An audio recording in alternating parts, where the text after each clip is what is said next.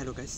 So আপনাদের আজকে একটি টিপস শেয়ার করবো। আপনারা প্রত্যেকে জানেন দ্য ওয়ার্ল্ডে সবচেয়ে নিম্নমানের কান্ট্রি হচ্ছে মুসলিম কান্ট্রি। আমরা অনেকেই জানি আমাদের মুসলিম কান্ট্রিগুলো ইসলাম শারিয়া চায়, ইসলামী আইন চায়, অথচ প্রত্যেকটি দেখবেন ইসলামী কান্ট্রিগুলোতে সবচেয়ে চোর, বাটপার, দুর্নীতিবাজ গভর্নমেন্টও থাকে, প্লাস ওখানকার যারা পিপল আছে, জনগণ, ওরাও চোর, বাটপার এরকম হয়।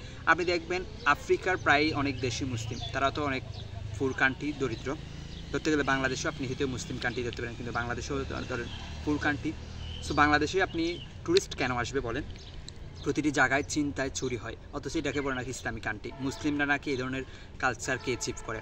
সো আপনারা দেখবেন Europe country, south America, north America, plus Australia, ওসব, অথচ আপনারা দেখবেন ওরা হচ্ছে খ্রিস্টান কান্ট্রি বা নন মুসলিম কান্ট্রি, যেগুলো দেখবেন আপনি ধরতে পারেন ইন্ডিয়াও নন মুসলিম কান্ট্রি।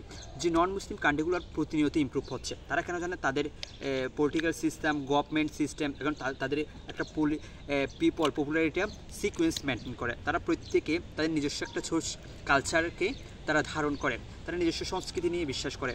তারা সবসময় অন্যের পিছনে লেগে থাকা, অন্যের জিনিস চুরি করা, অন্যের ক্ষতি করা, রাষ্ট্রের ক্ষতি করা, এইসব বিষয় থেকে তারা অনেক দূরে থাকে। কিন্তু আমাদের মুসলিম কান্ট্রিগুলো তারা প্রকৃতভাবে আলেমরা যত ইসলামিক দোহাই দিয়ে চলুক না কেন, প্রতিটি দেখবেন সবচেয়ে নিম্নমানের কান্ট্রি হচ্ছে মুসলিম কান্ট্রি।